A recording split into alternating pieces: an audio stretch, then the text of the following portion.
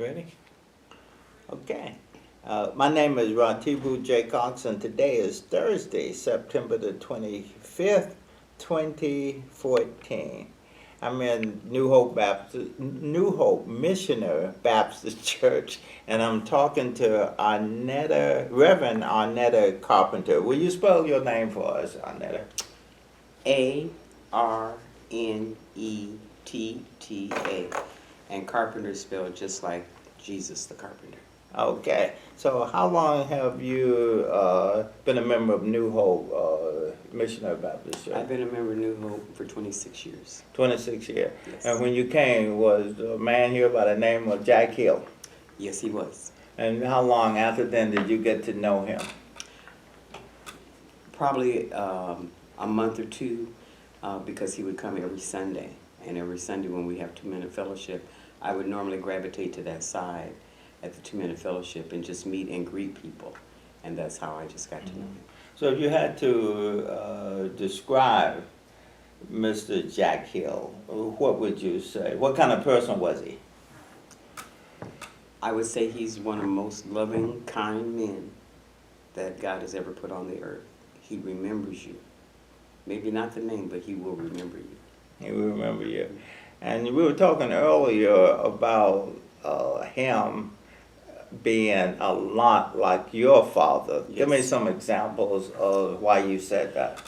Well, my parents came from Iowa, and they came out to visit me one summer.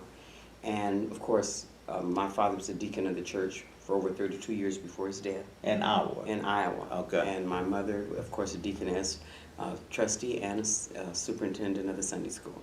So I was raised in the church, and of course, when they came to visit me, they wanted to come to my church, and it was New Hope.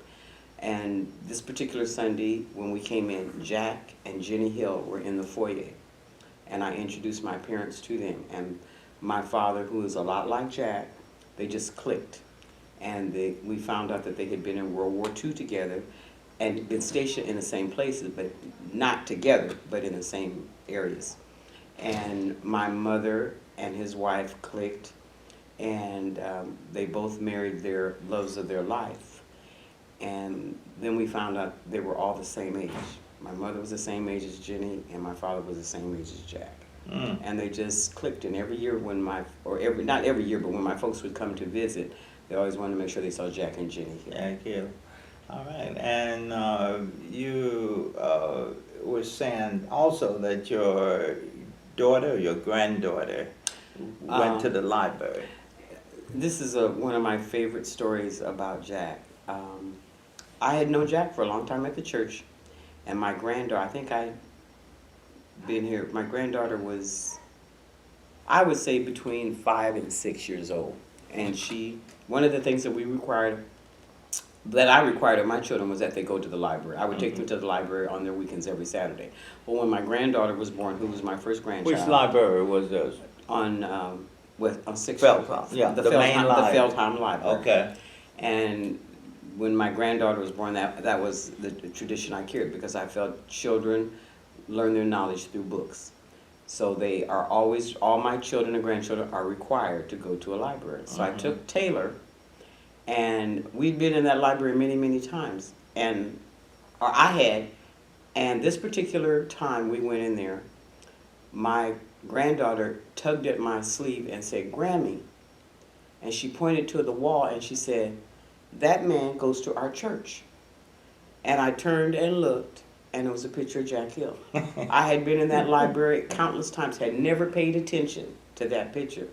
And so it just also kind of reminded me that a little child shall lead them, because she's a very observant child, as she is today.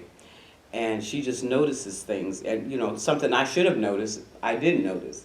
And then I found out that the room had been named after him. Yeah. But it's just that kind of thing. It was just a sweet story, because I get tickled every time I think about it, because I've been in that library thousands of times and never paid no attention. And here this little child looked up and saw that man that goes to New Hope, and it was Jack Hill. You also said that you spent some time with Mr. Hill out of the church. Y'all Yes. went to, on trips together. We Talk went- about that for me. I had the honor and the pleasure of going to the Holy Land. And on that trip, Jack Hill and his son were on that trip. And it was on that trip that it was in 2012, after his wife had passed. But he has shown a lot of us what to do if we should lose a spouse. What to do when tragedy hits your life. Because he has been the total example of what we should do when we are hurting. And he got up every day, put one foot in front of the other, and kept going. He persevered. And I think that's what I admire most about him. I mean, the stuff that he's made of. Because when you love somebody like he loved Jenny, and he had told us countless times what she meant to him. I can remember at a sweetheart banquet when he told us, Pastor had us up talking about our spouses, and he would go through hell and brimstone for this woman. And I never forgot that. So I know what she meant to him. But it was, I think, also the wonder of the Lord in his life that he was able to get up and persevere without her. What would you say if I tell you he was baptized in this church in 1950 and he still has the certificate of baptism? Wouldn't surprise me. That would not surprise me, because he's just that kind of guy. He's just that kind of.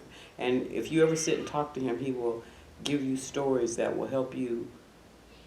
Not just us, and I'm a senior citizen now. I hate to think, but I am. But those things that he's gone through in his life that will help you in your life.